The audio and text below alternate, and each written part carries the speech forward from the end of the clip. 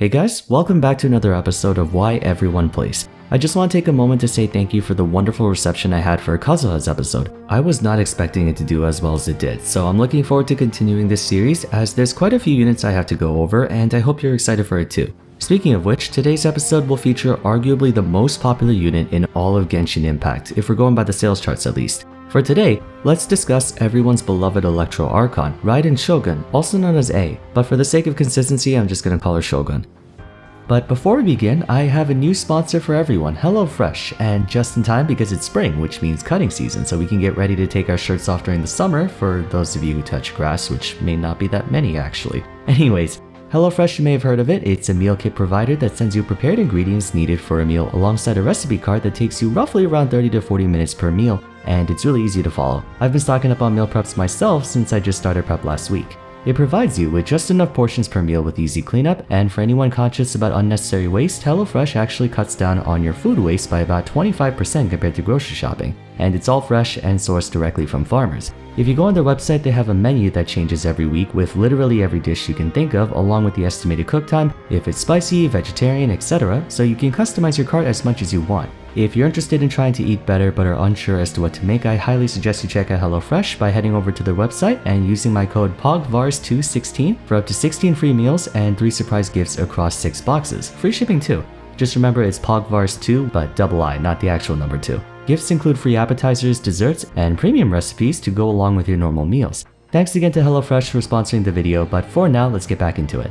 We just had a rerun not too long ago, and holy crap, the statistics for her rerun were almost as good as her original launch. According to Genshin Lab, iOS sales for the first launch was just shy of 16 million US dollars in the first 3 days, placing her squarely at number 1 for the most commercially successful banner, and surprisingly, the rerun even beat out the previous second place spot, which is extremely rare to see, especially for a unit people went crazy for during their maiden voyage. These are only based on sales in China, mind you, but I mean, I'd imagine the numbers aren't that much different over in the West. You know how weebs are, everyone wishes they could be that sword, don't lie.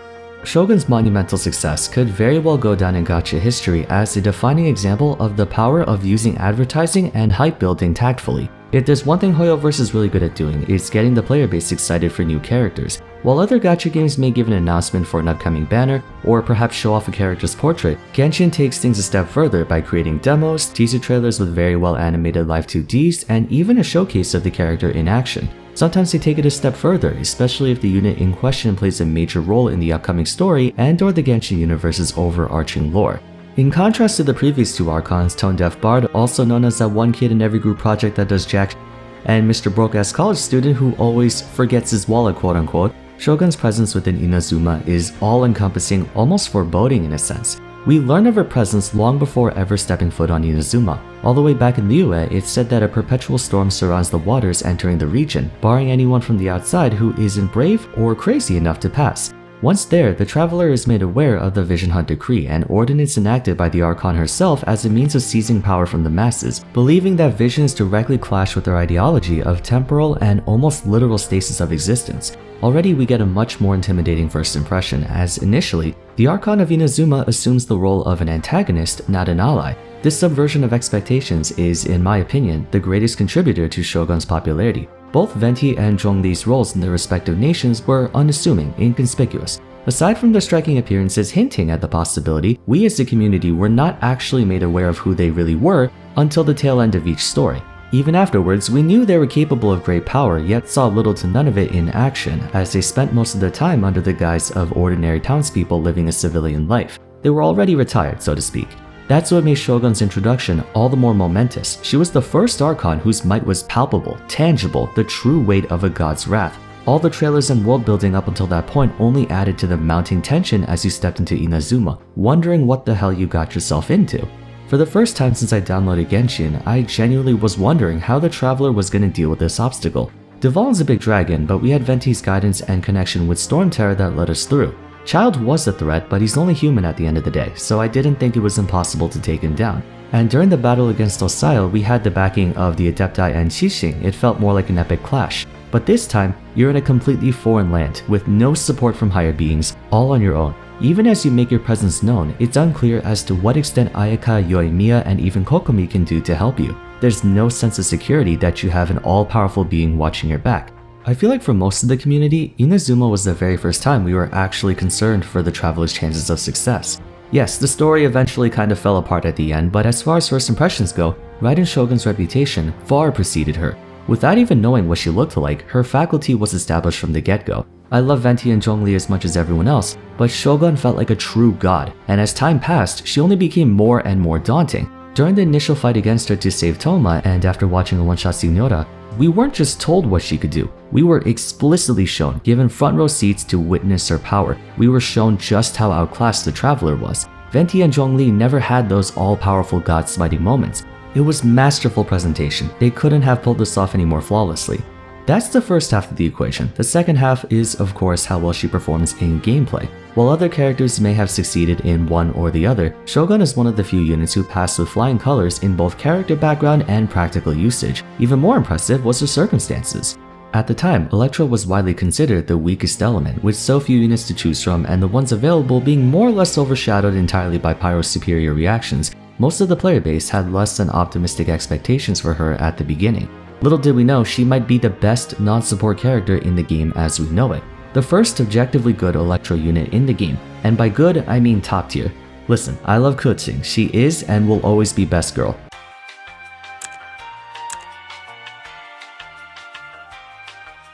There is no one else who comes close to her in terms of how much I invested in her. But no sane person can dispute that Shogun is unequivocally the strongest Electro character in the game by leaps and bounds. Her greatest asset is her ability to take what is good and amplify to make it great. Since day one, the best win condition has always been quick swap burst rotation, using 4 characters with high energy recharge and low cooldown elemental bursts, and spamming them on repeat in rotations. In doing so, you can maintain relatively high damage uptime while being next to untouchable with all the invulnerability frames. However, the drawback to quick swaps was that a lot of potential damage had to be forfeited since everyone needed sufficient energy recharge to consistently have their bursts up as often as possible. Shogun almost single-handedly resolves the dilemma between power and consistency by allowing players to have both. If other supports like Sucrose are energy batteries, she's a freaking nuclear reactor, with the nukes included. Transcendence Baleful Omen is where everything begins, a low cooldown elemental skill whose duration exceeds the cooldown, meaning you can have this up pretty much indefinitely. It's a small bit of electro damage that leaves behind an Eye of Stormy Judgment, which deals follow-up damage whenever the active member attacks an enemy, just like Xingqiu's Rain Swords. Additionally, while the buff is active, characters gain increased damage on their elemental burst based on the cost. As an example, let's look at Bennett's Fantastic Voyage. It has an energy cost of 60, which means he would get 18% bonus damage. Note that there's no limit to the number of elemental bursts that benefit from this. Seeing as it lasts 25 seconds with a 10-second cooldown, Shogun's elemental skill is just straight up an unconditional elemental burst damage boost on top of the follow-up electro attacks. Speaking of, those follow-up attacks generate energy with each strike. This sounds very much like a support ability since it appears to augment her party members a lot more than herself, which is both true and false. Unlike other damage dealers who gain one-sided benefits from their supports, Shogun's attacks benefit her teammates who then reciprocate those benefits back to her, and it's thanks to her almighty secret art Musou Shinsetsu. Every time your other party members use elemental bursts, Shogun's burst damage grows in power based on her energy cost. Speaking of damage, at full power, Musou no Hitotachi does an insane amount of damage up front, and for the next 7 seconds, her auto attacks deal electro damage and charge energy per second for her and her entire team. Are you noticing the pattern here? I wasn't kidding when I said she was a nuclear reactor. She increases the damage of elemental bursts for her and her party members while accelerating their charge rate. Those party members then use their elemental burst to increase the damage of her own elemental burst. The burst deals a massive amount of damage both up front and persistently, generating energy for her allies to repeat the cycle all over again. It's fully self-sufficient. Adding on to that, Shogun dual scales, probably better than even 5 stars. Hu Tao scales off of health, which is nice given that it makes her both strong and tanky, but health doesn't innately escalate your uptime outside of dual scaling properties built into the character. Kazuha's dual scaling off elemental mastery is more efficient seeing as EM is a combat stat itself, but even then, it's still not the best. Shogun on the other hand scales with energy recharge, debatably the best stat to dual scale with that isn't crit rate or crit damage. Enlightened One grants her bonus energy regeneration from Musou Shinsetsu's buff and bonus electro damage. Considering how easy it is to get her well over 200%, she can effortlessly acquire 50% bonus electro damage. I've actually seen people with 300% energy recharge, and at that point, her elemental burst is basically always available off cooldown. The dual scaling becomes even more apparent if you manage to snag her signature weapon Engulfing Lightning, whose weapon passive grants you increased attack power based on your bonus energy recharge, up to potentially 120% attack at max refinement. Even at base refinement, 80% bonus attack is still huge. So on top of the benefits of high energy recharge, she gets bonus damage for free. And unlike Hu Tao's, it's always active, whereas for her, she only gets the bonus while her skill is active. Shogun is the most consistent damage dealer in the game, bar none. No party showcases this more than the Raiden national team, composed of Shogun herself, Bennett, Xingqiu, and Xiangling. Normally, Xingqiu and Xiangling do a lot of damage with their ultimates by themselves, and Bennett's attack boost enhances this even further. But with Shogun in play, those ultimates become just as powerful than dedicated main DPS 5-star ults like Child, Hu Tao, and Ayaka. Essentially, with her abilities, all 4 members of your team become main DPS without sacrificing any damage on her end. You've no doubt seen footage of players utterly trivializing the difficulty of even floor 12 chambers with Shogun National. I have on screen a clip of me tearing through 2 level 98 rune graders in less than 45 seconds. It's literally just mashing Q as much as you can. The most brain-dead strategy in the game, but it's so effective. You don't need to be an expert at Genshin to notice that Archons are flat out overpowered. I mean, thematically they should be, given that they're supposed to be the elder statesmen of each element in the game. If Zhongli is the ultimate shield, Shogun is the ultimate spear. What the former achieves by making you invincible, the latter achieves by grinding anything and everything to dust. The way her elemental burst charges up in power makes her fantastic as both a main and sub DPS, as there's virtually no difference in uptime between the two. Like I mentioned before, Shogun turns all 4 members of your team into damage dealers, implying there is no such thing as a main DPS, as everyone is main DPS. To this day, she's the only character who can simultaneously support a team while doing main DPS levels of damage. Kazuha comes close, but he isn't quite able to be the big gun for his team. He's the armor-piercing bullets for the big gun. Due to her ability to amplify everything, she can fit into any team composition regardless of what role you want her to be. If you want her to head the operation, then by all means she can do that. If you want her to be an energy battery, then by all means she can do that. If you want her to step in while your main DPS needs a moment to chill, bet, say less. On top of that, Shogun is one of the most free-to-play friendly 5-stars in the game. For most of the high-tier 5-stars, either additional constellations or other 5-stars are needed to supplement their full potential. For example, Hu Tao needs Constellation 1, or Ayaka needs Venti, Kazuha, Ganyu, and or Shunhe. It may be easy to get 1 or 2 5-stars to the average free-to-play. Any more than that though, and it doesn't matter how good a character is, you simply don't have the capital means to bridge that paywall. Oh, and let's not forget, every 5-star has a personal weapon. Sure, it may be nice to hook her up with all the fancy schmancy, but you don't need to. She's perfectly serviceable at base, with or without constellations, with or without engulfing lightning. She makes great use of the catch or Wavebreaker's fin. So if you're looking to avoid domestic abuse counseling with your wallet, there are somewhat optimal alternatives for her. Then again, for whales, C2 is most definitely a must-have on her. It's 60% true damage with her ultimate.